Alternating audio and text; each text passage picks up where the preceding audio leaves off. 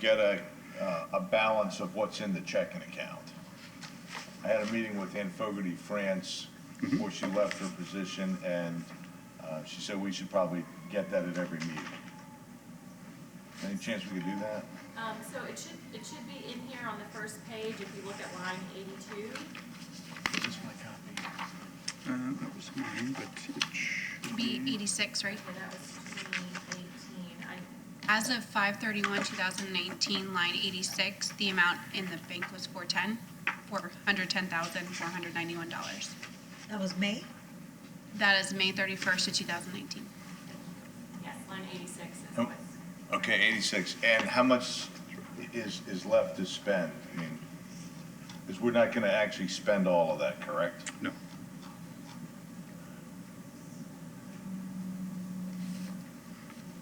Looks like about 200,000.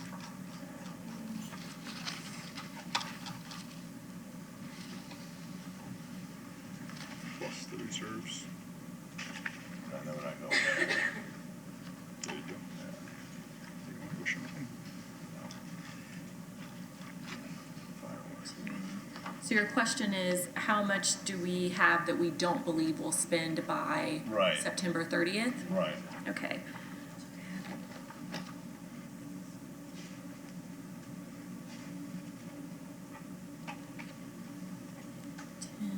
Let's see. 15.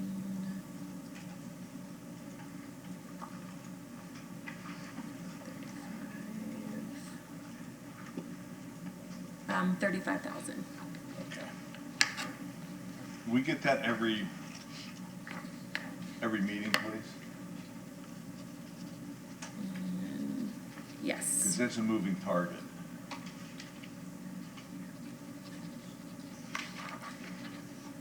We can, and I'm hoping to clean some of that up today too. For example, items like the high-tech CEO council, right, that's not going to be created, right? So we can move that money to the future downtown initiatives or some other category. Okay, thank you. That answers my questions. Very good. Any other discussion? All in favor? Aye. All right. Any opposed? It's unanimous. Okay, we'll move to item number 5, the certification of taxable value received from the Pinellas County Property Appraiser. Amanda, would you take that one for us? Yes, so on June 28th, we received the number of our total taxable value for the Downtown Development Board area, which is $401,938,247, which is an increase of 8.32% over the 2018 total taxable value. So that is the number that we use to base our budget on, our upcoming budget. So this item says this is the base number we're going to use, and then we set the dates for 2 budget hearings. Great. Okay, so that there's no motion required on that item, but we'll move on to the next item. And would you, we need to discuss the millage rate, right? Item number 6. 4.3. Oh, Sorry, so I mashed those I've two got different together. numbers This is the than you one do. with the motion. right. So looking to adopt the 0.9700 millage rate for this upcoming fiscal year, and then set your 2 budget hearings for September 4th and September 9th. This is the same millage rate as last year. Okay. So Do moved. we have a motion to adopt that resolution. Okay, do we have a second? Second. Good. Any other discussion? All in favor? Aye. Aye. Any opposed? Very good. Mr. Chairman, I have a quick question, point of order. Sure. These are also on local TV, but what is the channel for people to watch us if they want to? Depends on the cable service. It's Channel 16 on Spectrum. Channel 16 on Spectrum? I believe so. It used to be. Okay, all right.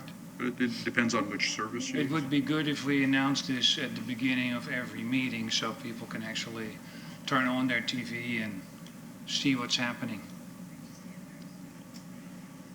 Right, and then you can stream through myclearwater.com if Okay. you want to do the streaming route. So That's good to know too. Good.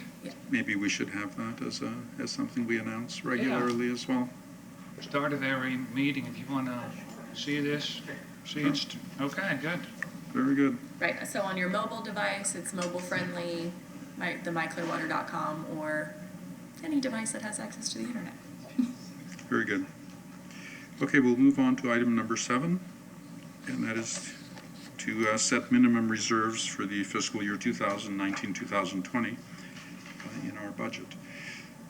Last year, we voted on and passed a set a reserve of $75,000, and it was not a percentage amount, it was just a dollar amount, and that number is what staff is recommending, that we just repeat the same number this year. So do we have a motion on that? So moved. Very good. Do we have a second? I second. Very good. Is there any discussion on this? Okay, all in favor? Aye. Any opposed? Looks unanimous.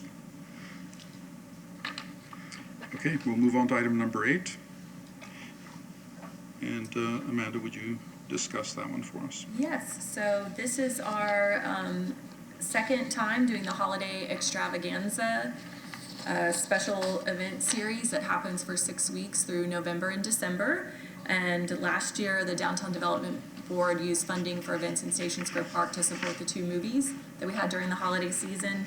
This year, we're looking for the Downtown Development Board to be one of our Santa high-level sponsors, which will be at $5,000, which means you'll be recognized at all the events, logo placement on all collateral, printed and digital, and sponsored social media posts. And that money will be used for enhanced lighting, for the movie series again, for giveaways if we end up having those, and then we're looking for some other kind of large installation. We're looking at bringing back some form of the carnival or a huge light display throughout downtown that we can do. So we're still researching the options, but we look for you guys to come in early as a sponsor so we can help use that to encourage other people, other sponsors to join in. We anticipate over the 6 weeks that you'll have exposure to 20,000 people who are in downtown and coming to downtown. And the last thing I'll say is that we're having a Christmas in July event partnering with Capitol Theater to show a Christmas film and also to pitch to local businesses and other people to be sponsors and join in. So trying to start with our fundraising earlier this year and get more partners in. Is considered first reading on this? I believe it would be, yeah. Okay, so looking for a motion regarding this? Mr. Chairman, I move that we be a high-level sponsor for the Santa project, if that's what it's called. Holiday extravaganza. Holiday extravaganza, sorry, at the level of $5,000. Very good. Do we have a second? Second. Very good. Any additional discussion? Okay, all in favor? Aye. Aye. Any opposed? It's unanimous. Very good. Move on to the next item. I almost fell off my chair. Oh, there you go. It's Christmas. How can I be a Grinch? No one wants to be a We have Grinch. an extra 30 I was ready. Okay, now we're looking to appoint a nominating committee for the October 8th, 2019 DDB election. And that basically would be the members of the board that are not running for election. So that would be Correct. myself, Lena, and Ray. So everyone else is, No. No? So it's on here, on Oh. your election timetable.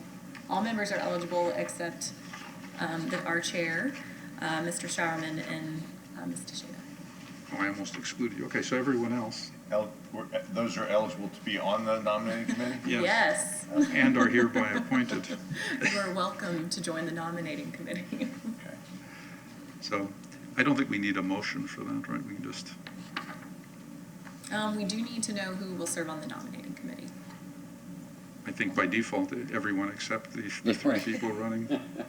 Yeah, I'm in. Consider yourselves appointed. Voluntold. Okay? Well, yes, we will be able to handle all of that electronically. Excellent. Okay, now we arrive at the highlight of the evening.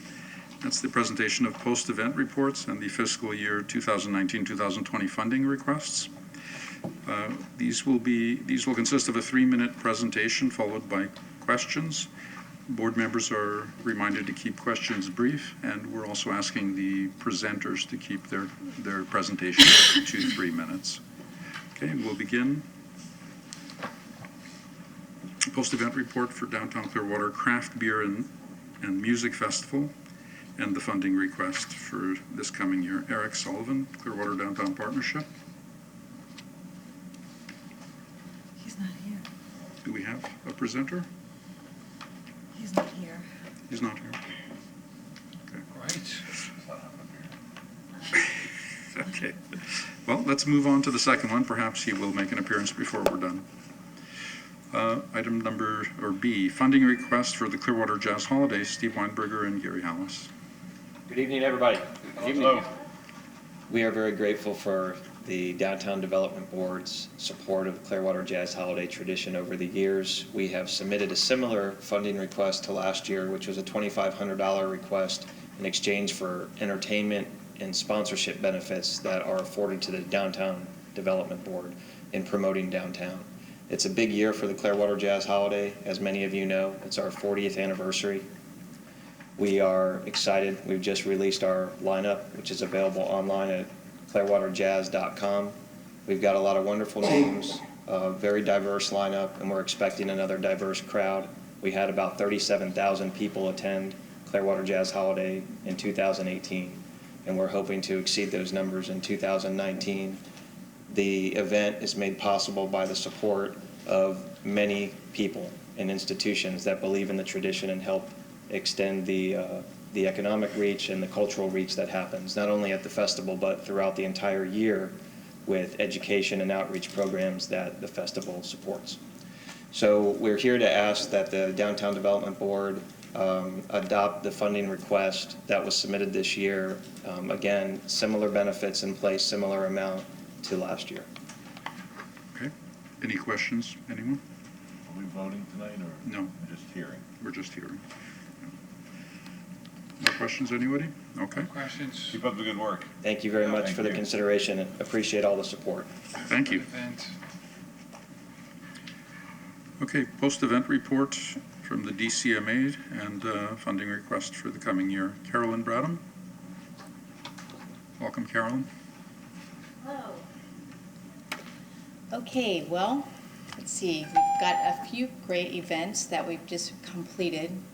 The best one I think we just did for the year is our Taste of Clearwater. And I don't know how many of you had an opportunity to get down there, but we held it in Station Square, and the venue was just perfect for that event. And we all had our fingers crossed because it was supposed to pour down rain exactly the time of the event, and it did not. So we had about 500 people come through our gates. About 60% bought their tickets at the gate. We had some pre-sales thanks to some of our good corporate people, Mr. Know Before especially. We appreciate that, Stu. But it was a fantastic environment. It was an experience. We had tables in the middle. We had music all during the whole festival, and people were just enjoying. They didn't want to leave. They were sitting around just enjoying. So we love that venue. We definitely would like to do some more events out of that venue. It was perfect for that type of thing. And we're looking at possibly doing another taste toward the end of September, 1st of October. Just depends on what we have on our calendar. Now, the other thing that we've continued with is our art walks. And we just finished one in June. It's been a little challenging this summer with the weather, and especially with art. You got to be a little more careful, but we finished the one in June, and I think we had a total of 79 attendees from the art walk alone that went to the Dali exhibit to get their little tickets signed. So I feel like we kind of changed our approach this year. We've really gone more toward an overall public relations, kind of a PR approach. We are definitely out on social media. We have our own website. We have our own Facebook page. We're coordinating with all of the merchants and their social medias through our social media. So we're just trying to get as much promotion out there as possible. We've definitely stepped up our morning blend segments this year as opposed to last year.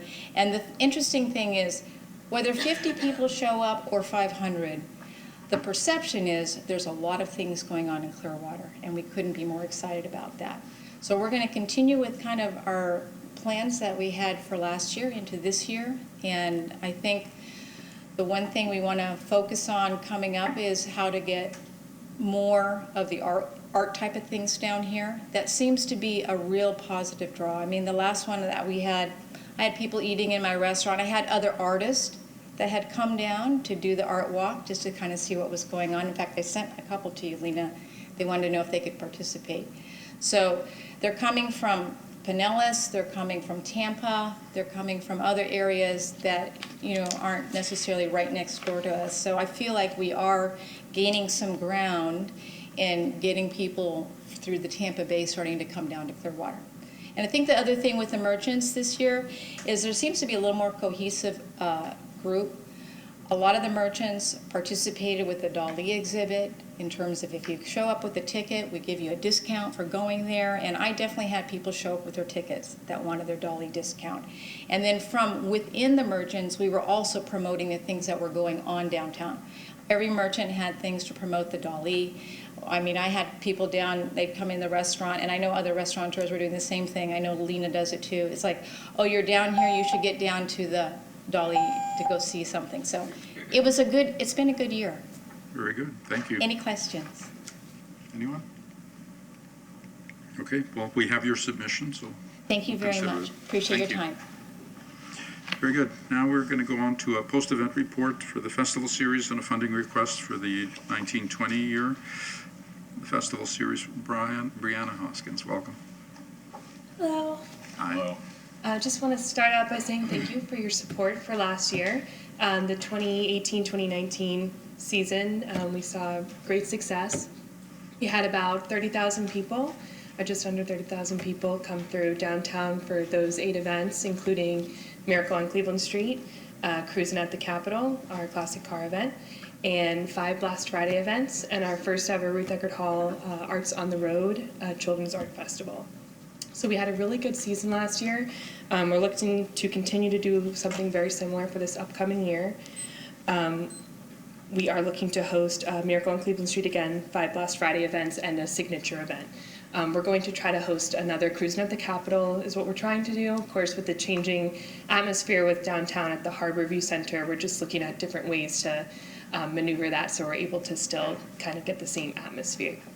But we are looking for $40,000 for next year, which will be the same funding that we received this year and we saw great success with. I do have the dates for the upcoming season, but we are looking at kind of the same thing with the beginning of December for the Miracle on Cleveland Street event, the last Friday in January through May for Blast Friday, and we're just still looking for that date in mid-spring for the signature event. So more information on that to come. Question on, have you had any success attracting any corporate sponsorship? We do. We had West CMR was our presenting sponsor this last year. I'm not sure if we've confirmed one for this upcoming season yet, but our corporate sponsorship manager is working on that, and she's had success in the last couple of years, so we're looking to do the same for this next coming year. I would point out, if you look in their report, they have $235,000 in corporate sponsorship. That's significant. For this series of events? For this series of events, yeah. We do a lot of media trade as well, so some of those, I think some of your numbers, marketing as well. In kind? Correct. Right, okay. Can I make a comment? Certainly. As you know, I believe the Capitol Theater is an integral part of our community, but Brianna has a thankless job. She's boots on the ground, and she is stuck with so many logistical problems.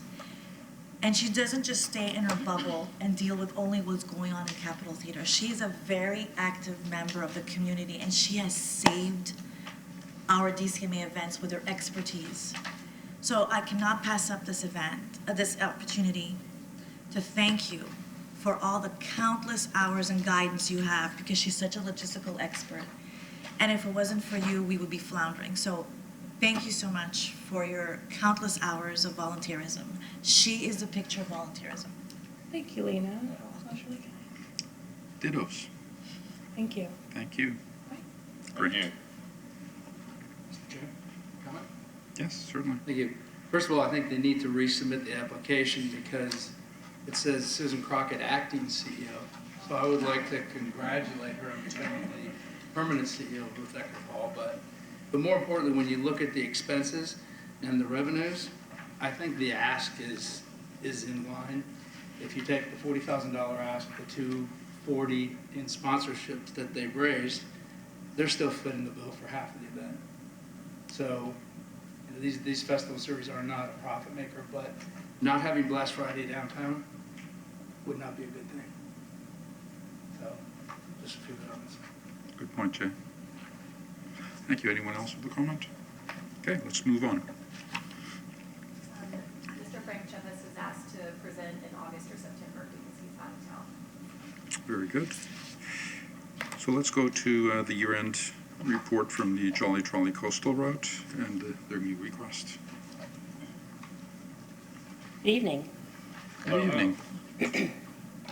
I will try to make this short, though I do have a lot of information to give you. Good evening, I'm Cassandra Borchers. I'm the Chief Development Officer at the Pinellas Suncoast Transit Authority, and it's always a pleasure to come to the DDB and present. I am going to go over a little bit about the Jolly Trolley service and the support that you've given us in the past, along with the other partners that are supporting our service here. We have 3 routes that we contract with the Jolly Trolley for. One serves the North Beach, one serves the South Beach, and the third is the coastal route, in which the DDB has participated in service before.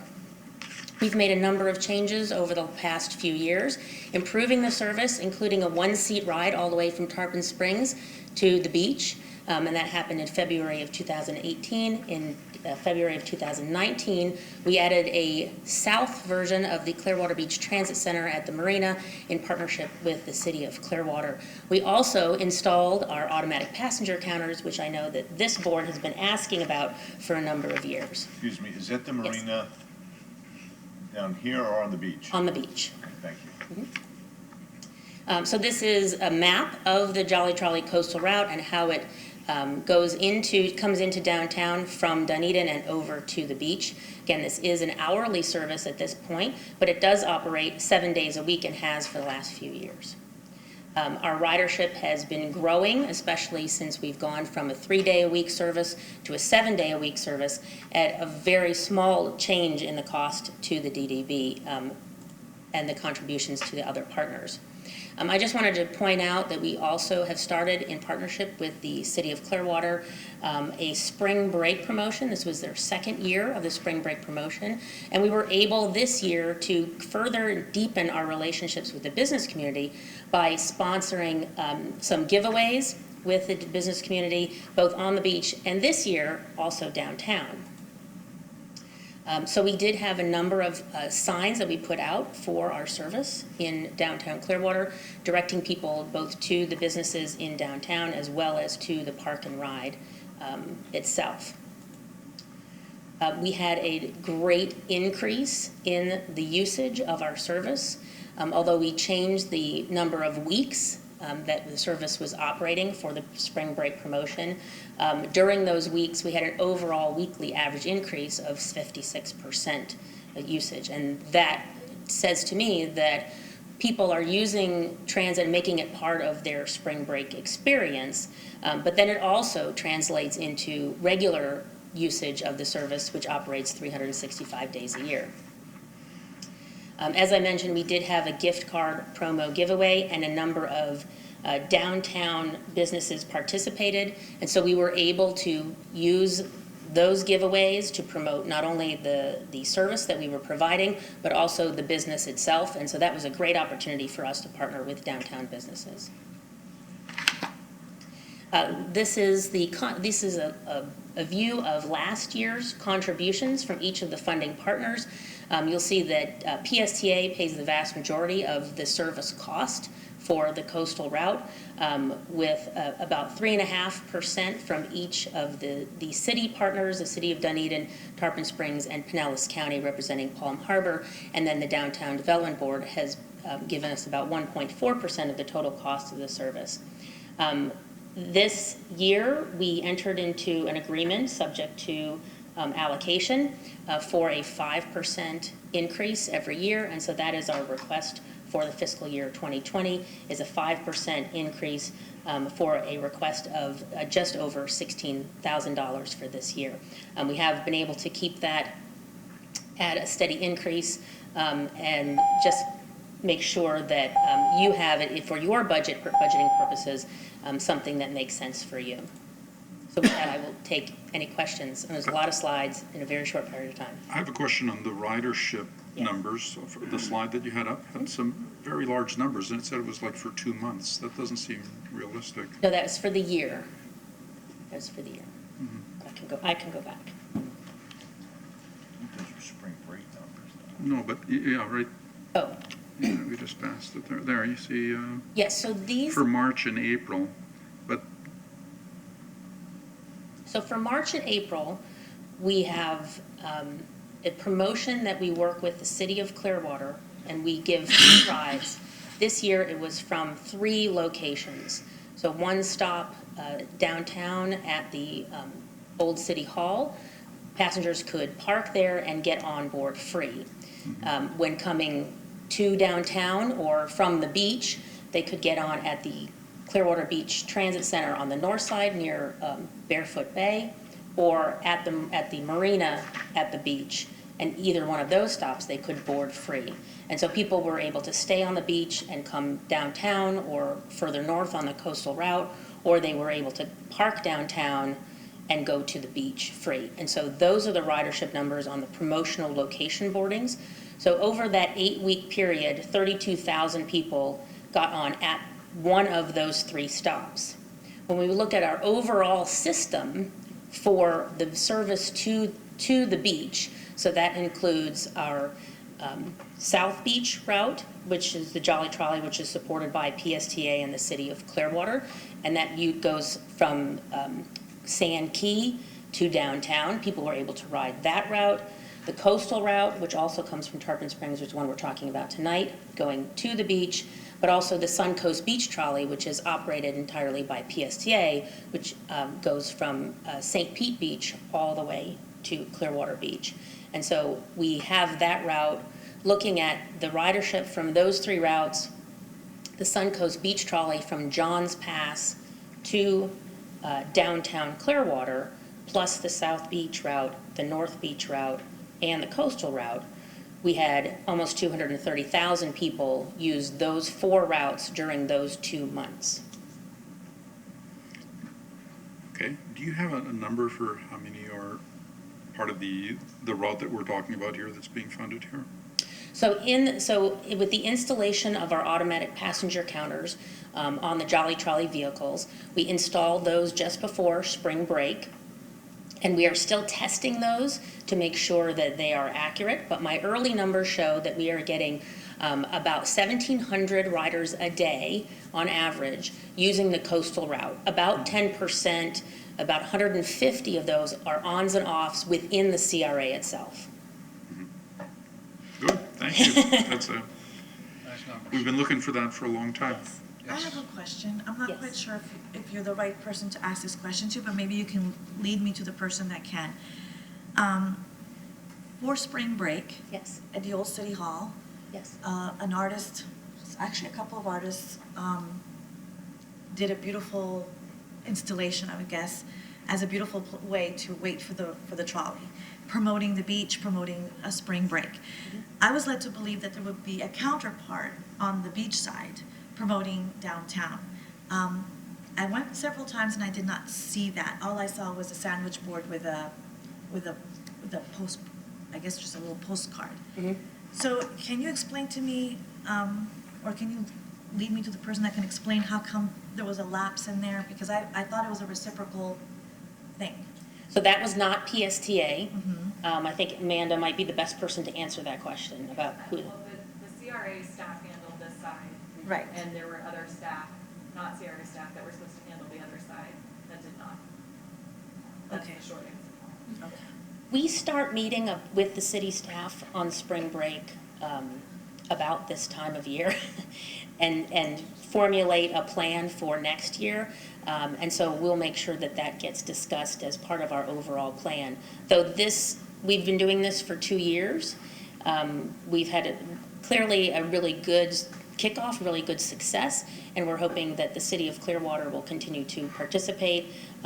PSTA does do a fair bit of marketing, and with Amanda coming on board, she just added a whole new level of energy to this year's spring break discussion, planning, and promotion. So we really appreciate her partnership. So I'm sure next year will be even better. I have one suggestion. I also went to try out the trolley during the spring break to see how it worked. And I'd heard the pickup location at the beach was at the marina, but it wasn't clearly marked as to where it was in the marina. So we had to run after the thing to try to catch up to it because we couldn't tell where it was going to stop. There was no visible sign. So if there could be an improvement in the signage, and also just if you knew that it was at the marina and there was a sign there, you could go and get the trolley. But I'm not sure how people in general discovered, people on the beach, how they would know that there was free trolley service from there back to the city. I would love to work on increased signage with you and the city. Very good. Noted. Anyone else? So if the art project that Lena was talking about, that would have helped you find where the trolley was, right? Yeah, it was a huge mural on the floor with another huge one that looked like a pool. I mean, it was like this, It was. as big as this room. Yeah. We tried some new things this year. I don't know if you noticed the heat seal decals that we used, and we would like to do more of that kind of art and graphic design that leads people to where they need to get on and off.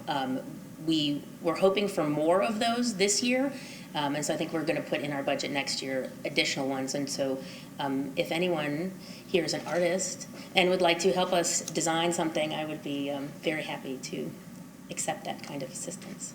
Very good. Well, it's excellent news that we have ridership counts coming now. Yeah, I have one more question. Sure.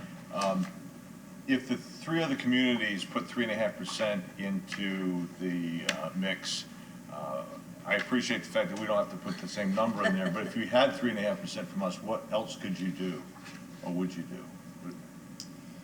I don't think that would make an impact to the service itself, Okay. because the overall service is much more costly. expensive than that.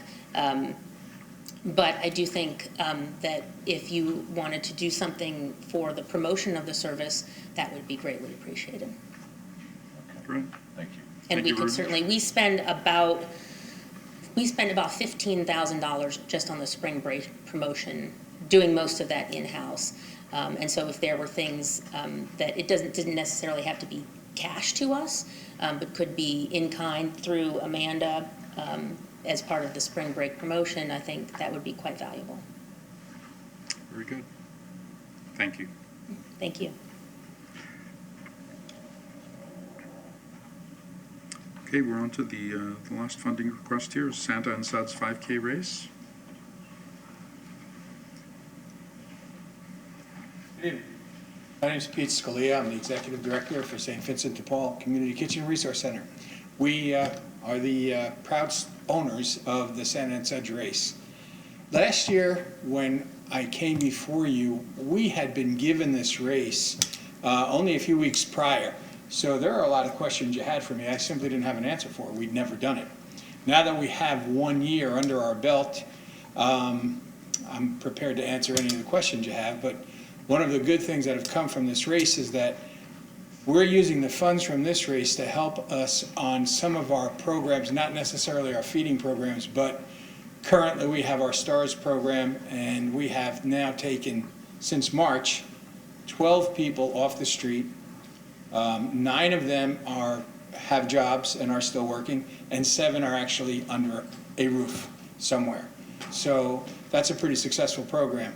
And in addition, we now have our culinary services program that we're just about to begin, which will take some of the homeless people, put them through the STARS program, and then put them through a 4-week training program within the kitchen so that they can then be hired. They have to go through the health department as well, but then they can go be hired as cooks, helpers in the food service industry, in the beach, and in the hotel industry. So we have support from that community that's been working with us. So this race will actually provide us with the funds for the things like textbooks and aprons and things that we need for the people in training. Last year, it cost us, our total cost to do the race was $10,604. And the Downtown Development Board, you guys are generous, you gave us $1,500 last year. And the actual cost to us to just take care of all of the city requirements was $1,900. So your money you gave us almost covered that completely. So this year, that's what I'm asking for. If you guys could get us to $1,900, that covers the cost of what we have to do to satisfy the city obligations, and then we'll just keep running like we have been. The nice thing about the race is last year was the first time the race, even though it was in its 5th or 6th year, it's the first time the race was actually a timed 5K. So it became a legitimate 5K, not just a party. And we ended up having, even with a short year to prepare, we ended up having 350 people register for the race. And we ended up having, we're guessing, somewhere in the neighborhood of 500 to 600 people that came down to downtown Clearwater that day. We've moved the date of the race up. I think it was a little bit too close to Christmas last year. So we moved it to December 8th. It's a little earlier in the month. It's on a Sunday. We have flexibility. I'm trying to get with the Merchants Association and see if they are willing to do something earlier in the day, perhaps might work better for them. So any questions you have? Yeah. Yes, sir. Do you guys keep track of the number of homeless in downtown Clearwater, and do you see a trend over the years either going up or down? Oh, absolutely. We have. I've been the executive director there now for 7 years, and when I first took over, we were feeding an average of 181 people a day. Today, we feed 130.3, and those numbers are pretty accurately tracked because we have the old T-bin system where everybody who goes through, we're able to monitor them for all the services we provide. There are, right now, we're part of the Homeless Going Home Coalition as well. The actual hard number of homeless in Clearwater is something in the neighborhood of about 65 people. The first 65 people we see every single day, they slept outside last night.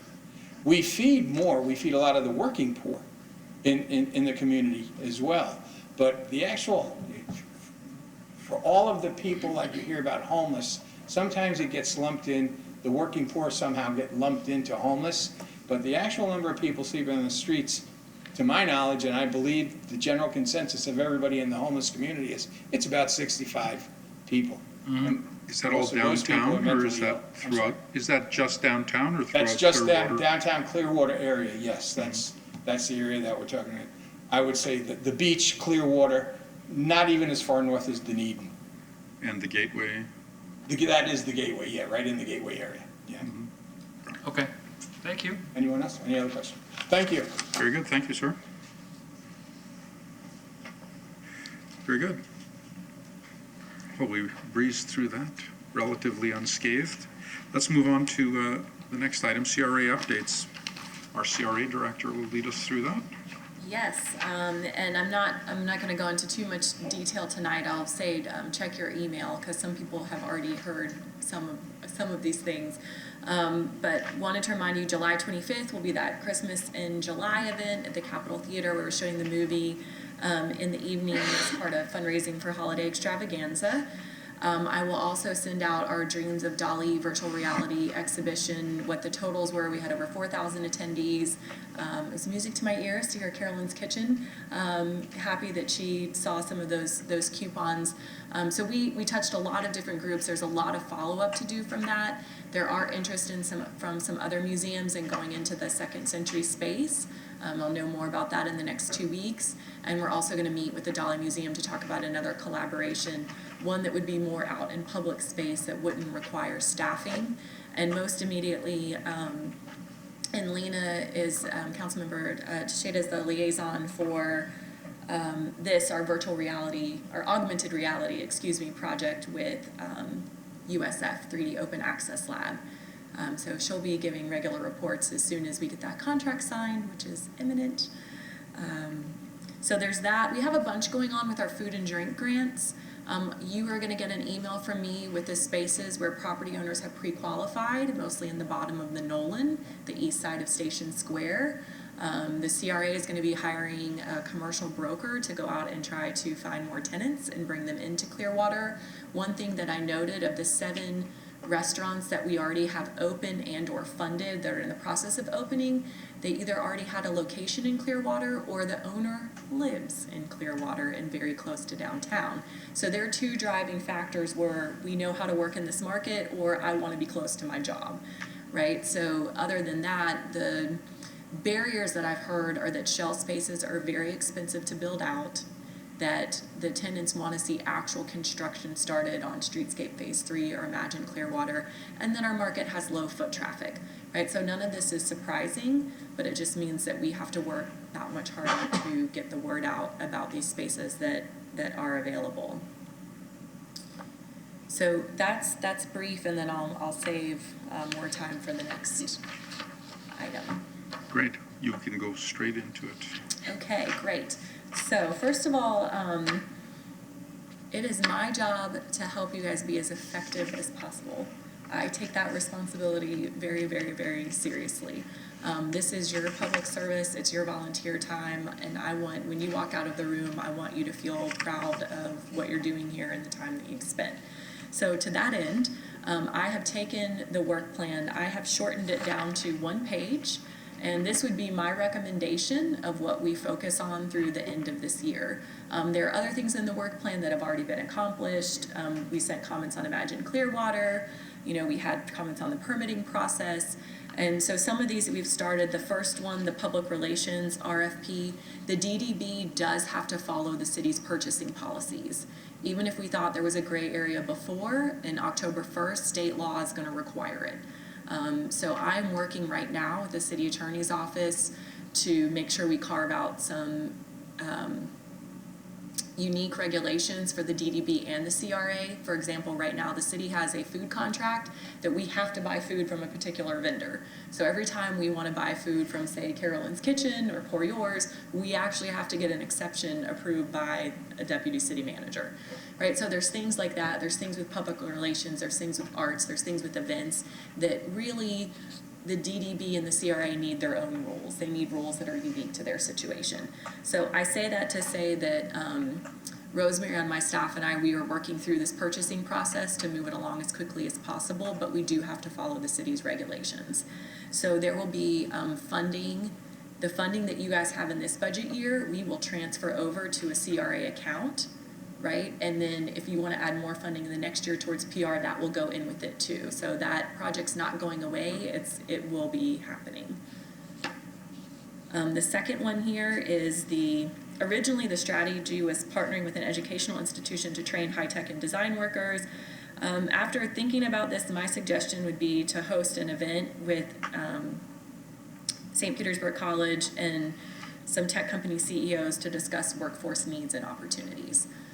That might be a terrible idea. If you have another idea, I'd welcome it. But I think instead of this larger, let's try to get a new educational institution or have training, maybe we start with a conversation about what is our workforce looking like now, right? And just start connecting the people in those decision-making roles in an event or a meeting. What do you think, Stu? The third one, it's become very clear to me, special events are really important. They're really critical for our downtown, and yet we know what city costs are to close streets, right? You just heard it talked about, right? There is a cost, right, to doing events for fire and police and the special events staff. And the way that we're going, where we want to fund some signature events, but we also want merchants and other people to have more grassroots, smaller type things. Thinking about how are the best ways that we can support those kind of efforts, knowing that they're still going to have to go through a city process, right? If you want to close a street, if you want to do anything in any kind of public property, you have to go through a process. And I think that the Downtown Development Board is probably the right entity right, to help lead a conversation with the merchants, with special events and CRA staff, I mean, in partnership with CRA, right, me as your staff, and the Clearwater Downtown Partnership, right, that all of us really need to come together and talk about special events. You know, what does the city need to co-sponsor to offset the cost of fire and police? How many events should that be? What should that look like? Who can serve alcohol and when, right? Because right now, the CRA, we can't get permits to serve alcohol, right? We have to go through a nonprofit partner.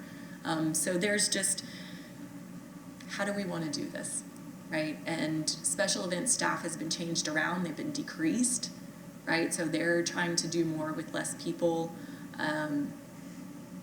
So that's another idea that I would propose, that we not limit it to just talking to ourselves, but that we kind of broaden that conversation to everyone who's working on this in downtown.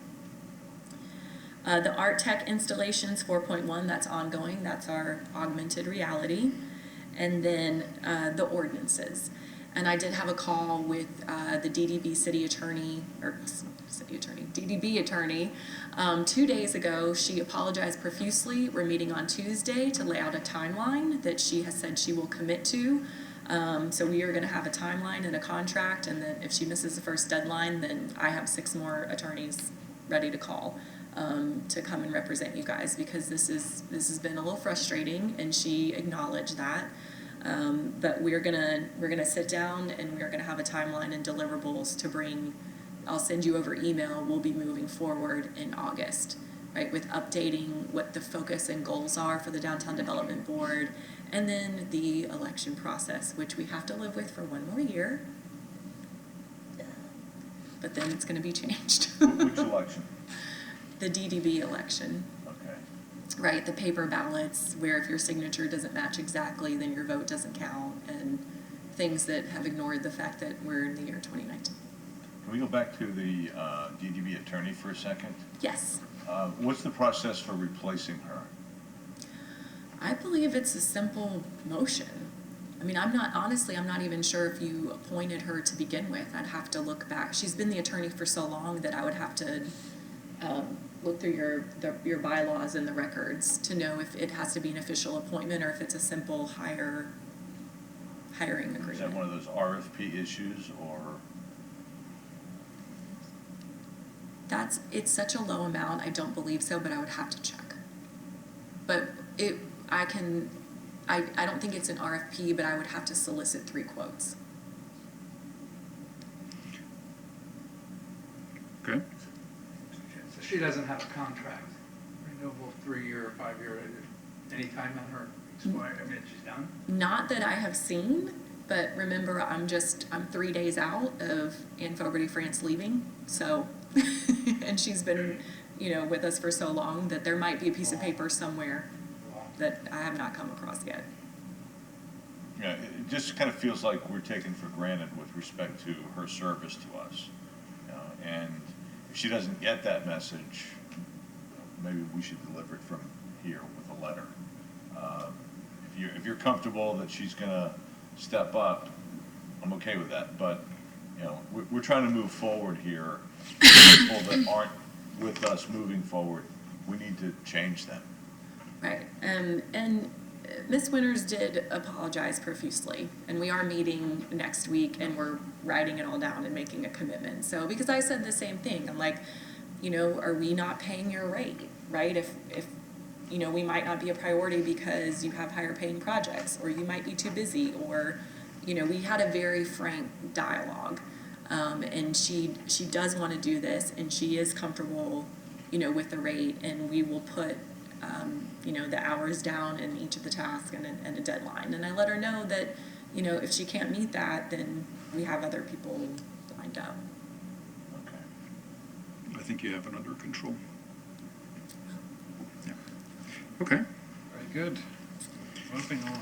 Very good. Does that complete That's your it. So thing? if you're comfortable with this, and it can just be a consensus, or you can think about it, we can talk about it next August, and this is what I would be working towards and what, the staff would be working towards. I'm aware that I'm the only champion on the HR firm, the PR firm issue. And Stu was, I thought, my wingman on that, or co-partners. Are we still, what are we doing there? Well, because of sunshine law, we really need to designate one person. So if someone, if it needs to be somebody else, let me know. But that's part of why a lot of things haven't moved forward, right? Is because you're having multiple conversations and you have to have a public meeting if we have the two of you together. Which is a efficiency killer. Right. I'm happy to take the lead on that. I just didn't want Stu to feel. No, that's fine, go like, right ahead. That little project that he has called No Before really doesn't take up much time. Yes, side It's a project. hobby. Very good, thanks. Thank you. Can I have some clarification? You were talking about following city regulations and all that. Were you talking specifically about the discussion we had about having a contest and having sort of like a urban contest with some young kids and their take on what makes downtown? Is that what you were talking about? Correct. And I'm still getting clarification on the prize money issue. And this is something that I think contests are wonderful, and they are great for PR, and they're great for engaging people, and it's something that, it's a tool that we would love to have in our toolbox. Because it's already, I've been already testing the waters with my contacts, and they're excited. The idea of having a contest that's citywide, and it's such a, as I put it, such a rad topic. It's getting, they're getting excited. They're actually texting me every week. Okay, is it a go? Is it a go? And I'm like, hold on. I think it would be a great opportunity and free PR, honestly, to have a young person's perspective and not make it so professional, but rather organic and viral. So if we can get that moving, that would be great. So I should have an answer in the next 2 weeks if the DDB can be that entity. If not, what I will be recommending is that you set up a grant with a third-party nonprofit organization, right? And the purpose of that grant will be to run this contest, right? And award these, and that you will be all part of the selection, right? But that the DDB won't be the ones actually collecting the videos, pushing it out. You can help spread the word, you can certainly be at the events promoting it, things like that, but that you would actually give a grant to another organization to do the project. Like the Clearwater Arts Alliance, who we funded for a lot of different things? Yes. Okay. Yeah. Could be them, could be the downtown partnership. Fairly natural handoff, I think, and if they want to do it. Okay. Okay. Any further questions or input? Okay, we'll move on to the chairman's report. There's some upcoming events. On July 11th, we have Stories of Downtown, 20 Years of Transformation. That's at the Nancy and David Bilheimer Capitol Theater. And this is basically Anne's send-off, right? It is to celebrate Anne Fogarty France. She is the patron saint of downtown. Yes, she is. So she's hosting a storytelling night. So that's at from 5 or 5:30? It should be 5 to 7 p.m. 5 to 7 p.m. What date? on July 11th. Tomorrow. Yeah, tomorrow. Yeah. Then on July 13th, there's the downtown block party in the 500 block. July 25th, Christmas in July at the Capitol Theater. And of course, for any of these events or other events, please visit downtownclearwater.com. Now, I have an old business item. I would like to discuss the Imagine Clearwater and the old City Hall. So I want to give a statement and I want to know the board's opinion on this. And since there are no citizens available, it's the board's opinion. Since it's not an item that I put before, I think I need a motion for this. so what he's asking for is a motion to add the item that he wants to discuss to the agenda at this point. And he estimates around 5 or 10 minutes. At this point or for next month? No, he's asking if it can be done at this point, or we can add it to, we don't need a motion to add it to next month. Can we do it now? It's still 6:25. I'm in favor of getting it done. Yeah. Good, do we have a second? Second. Very good, all in favor? Aye. Okay. as long as it doesn't take forever. No, it won't. It's It a won't. short statement and then we'll have a brief discussion. And I Okay. would like to know the board's opinion. Fair enough? Go ahead, Venkat. Sure. You have the floor.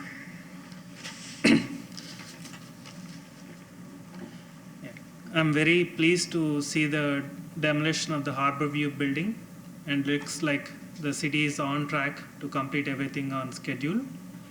I believe there are not many people in this downtown who wanted to see that building, including myself, and now I see that the building is razed to the ground, the Harbor View building. I was hoping to see the city council proceeding with the same decisiveness to demolish the old city hall building, which I believe is the last remaining eyesore of the downtown bluff. As a resident of Station Square, I had an opportunity to speak to many residents in the building. Everyone seems to agree that we want to see visible progress and that the building should be torn down before it goes to the referendum. Demolishing the old City Hall building seems to be the next logical step to advance Imagine Clearwater. Instead, the starting point for Imagine Clearwater for the city has become a $6 million improvement to the library, the building that we are sitting right now. Do we need a $6 million improvement to this modern building instead of demolishing the city hall? And I haven't heard how the city is going to pay for Imagine Clearwater. And to show progress to the public, I believe we need to clear the sites and start building new structures instead of improving an already good building like the library building that we are sitting in. I'm not against spending money on improving the library building, but I believe we need to secure funding for the rest of Imagine Clearwater before we start improving or doing any improvements to the library building. It seems we are heading inevitably into the 2020 election before anything decisive happens, which is discouraging considering how long everyone has been working on the project. I believe that we can't move at these glacier speeds anymore, and we need to make decisions now and send a clear message to the residents of Clearwater and the investor community that we are serious on Imagine Clearwater.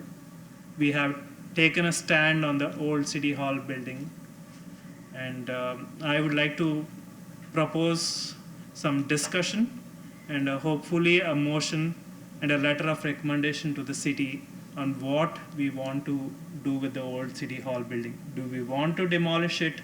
Do we want to go to the referendum without demolishing it? So this is the statement that I want to give, and I want to have a brief discussion, and I want to know the board's view on this. What do you think? Should we go to the referendum without demolishing it, or should the old City Hall building be demolished? Do you want to keep on seeing reports on repurposing an aging building and go to the referendum? Okay. I think we should start with Amanda. Why don't you bring us up to speed on where the city is as far as discussions about repurposing, or where are we with that? Sure. So I'll actually address the funding question first. Short answer is the city does have the funding for all of it. It does? Yes. Does. Yes, does. In Monday's work session, so Monday at 9 a.m.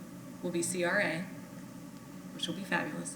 Then after that, they'll go through the other items that'll be coming up on the council meeting, and then there will be a presentation of exactly what you're asking for, the funding plan for the overall Imagine Clearwater, including the library. Where is the money coming from? What are phases of construction that we know to date? And when will that money have to be available, right? Because this is a multi-year project. So I know when you hear like 55 million or 62 million, whatever it is, and you're thinking boom in 1 year, right? And that's not the case. So that will all be presented on Monday, and that is streamed through myclearwater.com. You can go under and you can watch the session live, or you can watch it recorded later. Can the public attend that? Oh, yes, it's in this room. It is open to the public. Is there anything I'm missing, council member, about the work session? 9 a.m. is the work session where we have been asking for that, and they have finalized it. Now it's subject to change, but there is a plan to finance the entire amount. And there could be moving parts as bonding comes forward, but each phase of it going forward does not affect the next phase, not dependent upon, there will be a funding source for each phase. For instance, and I would suggest also Michael Dow will come in and give an update with his strategy and how he's going forward, because he has been extremely motivated, very positive, moving things along really quite rapidly comparatively to what's happened the past couple of years. I'll give you, for example, the 3 things that are really front and center right now is the library, and that is open to discussion. There's some concerns, but the only thing I would add about the library repurposing, the collective wisdom of the community, imagine Clearwater, was that library be reactivated in some way, shape, or form. I'm not convinced the $6.5 million is totally necessary. I am convinced it needs to be reactivated. The plan. What do you mean by reactivated? Much more public use destination for both private and public. For instance, the entire top floor. They should see that plan. There is a library plan. The plan currently calls for closing the entire top floor, open it for banquets, make a banquet kitchen, much more activity, weddings, because right now it's really subject to weather, heat, summer, so that's part of it. Part of the plan is to move the front door to Osceola. Another part of the plan is to really redo internal spaces to make them more public friendly, more engaging for not only families, business, a lot of different things like that. So there's an entire plan that addresses many different components that have been missing that could be expanded and enhanced within the library. And a lot of the $6.5 million is all construction. Currently with Imagine Clearwater going down on the bluff, there is no waterfront access. For instance, the walkway. Because the current access is at the library is right here. It's not an Osceola, and it doesn't lend itself to the bluff. So that's a piece that I'm not sure is absolutely necessary, but it is a big cost. The second thing is, of course, we're preparing right now to go as soon as possible. I would suggest, I think the time frame is between 4 to 6 months to get the RFP out for the Harborview Center. So they're currently, HRNA is working on what the design component's going to be, what it's going to be. We know that it can't be more than, I believe it's 80 or 90 feet higher than this building here. So what does that look like? Within the RFP, they're preparing probably retail, restaurant on the front floor, and then second floor. I'm not a proponent of a hotel. I mean of condos or apartments, but I think a residential piece like a boutique hotel, for me, when they come back, that's the suggestion, or that's what I would like. Because with a boutique hotel, all of us, every citizen, every tourist can rent a room, as opposed to apartment or condo. So there is some calling for residential on that site. And the very next thing that we're working on, Michael has moved it forward, is the template for Imagine Clearwater's been set. Where the band show's going to be, where the Civic Gateway, all of that's going to be. There's a lot of underground infrastructure that needs to take place. Utilities need to be moved. That funding component is already in place. That comes out of our enterprise funds. So all of that can be done with the enterprise funds. So there's pieces of Imagine Clearwater that need to start moving right now, and that's what Michael's focused on. So those are the 3 key things right now. But he should probably come in and give you a presentation, because there's going to be a lot of conversation Monday. I encourage you to try to come to the work session here. So speaking to I can answer questions about referendum and adaptive reuse whenever you're. I'm encouraged about this conversation because we've had different discussions trying to identify what our role is. And to me, this is a great example. We all represent this very small footprint, right? And we got elected here. And I'm sure everyone's been talking to us separately about their opinions about what's going on with the plans. I know that with the library decision or the discussion with the library, my phone blew up. It was overwhelmingly negative response to the library. So I think this is a great opportunity for us to fulfill our roles in representing downtown and have this discussion so that we can have a consensus and convey that. You know, in my opinion, I think we're losing focus. And I have to use an analogy because or else I'll go on for 20 minutes. Right now, we're about to bake a very intricate, important cake for an important event. And what I think is happening is we're sort of trying to make this cake. We don't have all the ingredients. We're trying to figure it out. But we're going to take $6 million and do the icing first. And I think the sequence is all wrong. You know, I know of 3 great restaurants in Pinellas County, Hillsborough, and near Orlando that are internationally known by reputable restaurateurs who took $1.2 million to do that. We're allocating $6 million for a constructive restaurant for a library, the only building in my mind down here that's already pretty great. So let's focus on the main thing, which is already a big challenge of fixing Imagine Clearwater. Let's get that done before we do the icing on the cake part. And then the city hall, I mean, I just watched the fireworks in Water's Edge. I was surrounded by Water's Edge and Station Square people. And they looked at that beautiful green, and it was a symbolic and infectious positive reaction. And the next thing that everyone said was, well, when is City Hall? It's empty. Empty parking lot. What's it sitting there for? It's being viewed as another stalling. Public perception is important, and we're on an upscale, we're going up, but we can fall back very easily. So I think, you know, I agree because we live in the same building, so we are inundated with opinions. I have a lot of friends on Water's Edge, a lot of customers from Nolan, and that's the consensus. Let's get it going and let's focus on one thing. And I have yet to hear one positive feedback from residents or merchants or customers that they think that the library should be a focus right now, especially that $6 million tag, because I can bring 6 restaurants. You know what I mean? And these are people that are experts and know what they're doing. So that's the opinion that's being conveyed to me. And I wanted to, on record, speak for them. Anyone else want to address City Hall? City Hall has to come down. I'm incensed that the council is studying this all over again. Another $100,000 going to a New York consulting firm. We don't need any more of that. We need some action. And if that doesn't happen, I mean, if I'm a developer with money, I'm not coming here and pulling down your city hall. Let's get it down, give a developer a clean palette, something to look at. I hear this business of, well, maybe if we take it down, people will like the view and they won't want to put something up there. That's not part of Imagine Clearwater. Imagine Clearwater is something's going to happen on the bluff, right? So if you like it or you don't like it, it's time to move forward. I mean, if we keep studying things, this study takes us into next spring before you're going to get an RFP.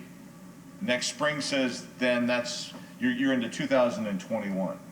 I don't think anything's going to happen in my lifetime out there. Maybe we should show up Monday. I've lost that, I've brought it up 3 times and I've lost each and every time. The agreement is, Well, let me just say this, the consensus has been, the 3 times we've had this conversation, yes, it's going to come down, but it's a matter of when and who's going to pay for it. So there's a couple council members think the developer should pay for it. It's a small amount of money. And then the other part of the conversation is, well, is there an adaptive reuse for a museum? What's the cultural component? And so I've been not successful debating this 3 times. So you have 4 council members that don't agree with you. I'm sorry David left because I understand he's one that has changed his mind on the issue. Yeah. And what is the amount? Just a sec, I'm going to give the floor to Caitlin. She had something she wanted to say. I kind of echo the comments in terms of the concerns about City Hall. The only new kind of tie-in that I'll add is, Amanda, you had mentioned that one of the biggest barriers from I believe you were talking about in the perspective of like the drink and food grants or incentives has been people not seeing construction performed in making Imagine Clearwater go forward. I actually had written that down because I just thought that was interesting. And I think that seeing a change, seeing City Hall would show that construction, that us moving forward from Imagine Clearwater, which would hopefully address that barrier. That would be the one new addition I would have. Okay, what I want to say is, we agreed to do this if we kept it short. Well, it's turning into a significant discussion. So either we move it to a further date to continue the discussion, Or or we Monday can, and put our 2 cents in. or Do we have a con- No, we can actually, put a or we Can can we make, we put can have a motion now. If we're gonna be the people of action, let's do something I tonight. do want to give you guys some facts, though, before you, just so you're fully informed before you make your motion, Sure, in go terms ahead. of the timeline. Wanamaker Jensen is an architectural firm that has been hired to do renderings of what could happen in North Ward School that the city's purchased, for the Harbor View site that'll be able to be used as part of the RFP process for City Hall, and for what's known as the CMA lot, right? So that's so that we can communicate clearly to developers what we're looking for, right? Instead of putting a narrative paragraph of mixed use or boutique hotel, that, city council and the public can be very clear on what is the aesthetic, right? What is the density, what is the mass and scale, what is the architectural quality, right, that the city's really asking for. So they're looking at all of that, and that's gonna happen, within 6 months, right, that all those would be done. HRNA, they are actually gonna write the RFP for the Harbor View site. So that's important. That's gonna make it go quicker, because we do not have, if they were like, Amanda, go write an RFP, right, that's gonna take a much longer time. So they're updating the economic development study to know what could go there in this market. Is it apartments? Is it a hotel? Is it something else? So they're updating that economic study within 60 days. They will draft the RFP. They will be doing very targeted one-on-one meetings and marketing to developers in order to prime the responses to that RFP. So it is $100,000, but it will be saving us time in getting us the kind of responses that we're looking for. The referendum will happen in March or August or November of next year. Originally, Assistant City Manager Delk was pushing for March. There's a lot of debate about that, right? Because it's also a local election time. But from a staff perspective, right, we want to be ready to go by March with the question, and hopefully have some renderings to show this is what we're talking about for these sites, and have an updated economic development study to support that. So I will say that the consultant work that we're doing is to help us better communicate with the public, which is something we can always do better, right? And to move the project along quicker. The other thing to consider, sometimes demolition does show progress. I agree. Everyone needed Harbor View down. Sometimes, though, it doesn't. And with the City Hall site, with City Hall in particular, whether it comes down immediately or it stays there, we've got a big, vacant, ugly space, right, in our downtown that's going to have to be dealt with in some way, so it doesn't just look like another abandoned space, right, in the interim till redevelopment happens. And if I told you, so the balance of this project, right, there's always going to be a tension between public and private space. When you look at the library and you think about maybe what City Hall could be, if it could be a cultural institution, that is providing indoor, civic, accessible to the public space. And all the rest of that, the rest of the parking lot, Harbor View, CMA, everything else is private space, right? It's for-profit private space. So if I'm just a regular person coming to enjoy the park, and all of a sudden I want to know I can go inside somewhere, what are my options? What are my options to do that, right, that are open and welcome? And I would just ask you to think about that, right? How do we balance public and private space in a large development that someone doesn't necessarily have to spend money to have access to, right? Because that's going to be an important part about making the park feel full and vibrant, right? That makes it different than Disney World. You don't have a price to admission, right? The tax dollars have already paid for it. So the other thing I'll say is I've been approached by some amazing philanthropists who are willing to spend their money and not public money, right, on doing something with City Hall. And so part of what this exploration is there a design? Is there something that could serve a public good, right? And also whatever this philanthropist, right, could want to bring to a cultural institution. And that doesn't mean it's going to work out or it has to happen, but part of the overall plan is to have these cultural anchors because of the role that they play in serving the public in ways that a restaurant and a movie theater and a boutique hotel don't. So that's where it's coming from, just so you understand. It's not because we want to delay or. Okay. So before, I don't feel like I'm informed enough to make an opinion of my own without getting more data. But if somebody wants to make a motion, they can, and we can have a vote on it. But I would prefer to wait and get more data before I take a stand on it. It's only a recommendation. Can we make a motion? Anybody can make a motion. I'll go ahead and. Shouldn't we wait till Monday?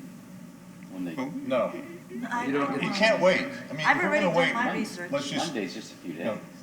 No, then it's gonna be 1950s next calling, month. they want to measure Clearwater back. I mean, I don't know when the building was built, but anyone on It's the not board gonna be can make repurposed. a motion if they like. Okay, I will go ahead and make the motion. I would like to propose a motion for a letter of recommendation to the city council to demolish the city hall before it goes to the referendum. second. Okay, do we have any further discussion? Okay, all in favor? Aye. 1, 2, 3, 5, 6. Okay, and I'm opposed because I don't feel like I know enough about it. Okay, the motion is carried. Very good. Okay, now,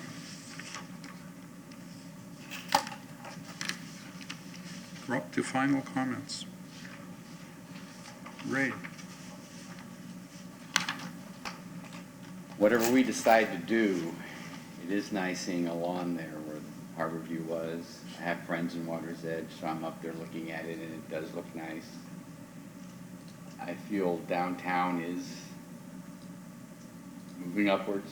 I agree with Tom that we can't allow this procrastination that's been going on for, well, I've been here 40 years and I've been saying it. But I'm happy. Let's hope that the city council goes our way a little bit. I want to focus on volunteerism and being involved in the community, and I want to take this moment to thank Stu. Stu has been very instrumental in supporting his community and the merchants in our challenges, and I wanted to publicly thank you for that. As a board member, as a business person, as a community leader, I want to formally thank you for that. You're very welcome. Stu? Thank you. I have to admit that it's a bit of a surprise that suddenly major improvements in this library, which is a relatively new building, are envisioned. If you look at what is needed and wanted in downtown Clearwater, and specifically Cleveland Street, is new restaurants. That is what we need. That is top #1 priority. Anything else truly is not even second but third. So if we start spending money in downtown, CRA-wise, please, restaurants. This library is, yeah, it may need some adjustments, sure, but let's get the park on the road and then do this. So I agree on the sequence of events comment. Like cake analogy. Yes, your cake analogy. I love cake. That's me. And I'll just spin off your cake analogy. Having another study is like, let's go back and get another cookbook. And we know what needs to be done. We just need some leadership. And Jay, you're the guy on the council who's still here, so I hope if you can be our voice on Monday for those who can't make it. I think with the exception of Paris, everybody here wants to see some action. Ooh. And the He eyebrows go up. doesn't have enough information, which is sad, I have to say, because you've been downtown for 30 years or so, right? Yeah. So let's move forward. Okay. Go ahead, Venkat. no comments from my side. I had my discussion and it has been fruitful. Thank you for giving me time. I'll just add, I don't have a concern with the library renovations, or I forget the word you kept using. Reactivation. Reactivation, I want to make sure I follow that. Reactivation, so long as the funding is not like it doesn't affect the funding in terms of proceeding and seeing action as to City Hall. I think, from my understanding, both can be done. I don't tie those two together. The comment that I would make is, I mean, you're right about that, and I use the post office analogy, saying we could have bought the post office back when I was on council in 13 for 2.4, and I had people lined up ready to go in, and we would have had to relocate them, but for 6.5, I think we could have bought the post office, relocated the post office, and had a cornerstone on the west side, east side. Yeah. Because we can do that with public dollars. We cannot open up 3 restaurants with So public why are we dollars. doing And through incentive money, but I mean, to get council to approve $6 million in incentive money, so yes, there are concerns for the library. I think it's chicken or the egg. One point that I was briefed on that really made a lot of sense was, Beach Walk, Beach by Design. There was a lot of heartbreak. There was a lot of people that thought the sequence was off. Businesses went out of business because it took a while to do it. But in the end, everybody's successful. Those that didn't come back, that's unfortunate. But Clearwater Beach is definitely a destination. It's why we're on the map, and Beach Walk is a huge part of that. There was a great price to pay. This Imagine Clearwater is the same thing. Has it stalled? Has it stopped? Has it been delayed? Yes. I mean, I'm frustrated as anybody. I've been messing around trying to help downtown for 15 years. The collective vision of the community put the whole plan together. It wasn't the DCMA, the Downtown Development Board, the Downtown Partnership. It was a collective vision of the whole community, and an important piece of that was reactivation of the library. Michael took a study that was on the shelf and brought it forward. Everybody was amazed at the price. I think reactivating the library is good. There's money to do it. I'm not convinced $6.5 million is the right number. I don't think we need to be moving doorways. For me, fix the top, fix the roof so everybody can go there. Because doorways either on the bluff or one in Osceola, I don't know that that's a critical part of reactivation of the library right now. You could actually cut that cost in half. It is good to know that we're going to finally get the revenue strategy. The fact is we can move 3 parts right now. I think you're going to see that probably before the end of the year. You're going to see some signed contracts and stuff starting to happen, which is really beneficial. Amanda, thank you for your comments and really summarizing the facts. I'm not a fan of, one of the comments I made for taking down City Hall was, look, we can require a cultural component that's not of 1969 value. I'm all about architectural survey for North Ward. I was for an architectural survey for the fire station to see what the possibilities were, but we have an exciting potential development for that area. So that was taken out of that, and Amanda did clarify that $100,000 study isn't just for City Hall, an architectural review. It's for North Ward, it's for Harborview site, it's a whole bunch of stuff. City Hall was thrown into that. I'm still not convinced that we couldn't have something a developer could build that could be a cultural component that would be much more urban, much more aesthetically friendly towards the bluff than that City Hall site. Because to me, it's an old square building, but 4-1 doesn't get anything done. So I've had that conversation 3 times. Good. We understand. I have been here a long time. I would like to see some change. And I'm not trying to slow things down, but I was not aware until Amanda mentioned it, that there was some kind of plan or offer or something on the table for City Hall. And rather than just tear it down and then find out what it is, I'd rather find out what it is before I make a decision to tear it down. That was my only point. Point taken. Okay, so with that, that's my final comment.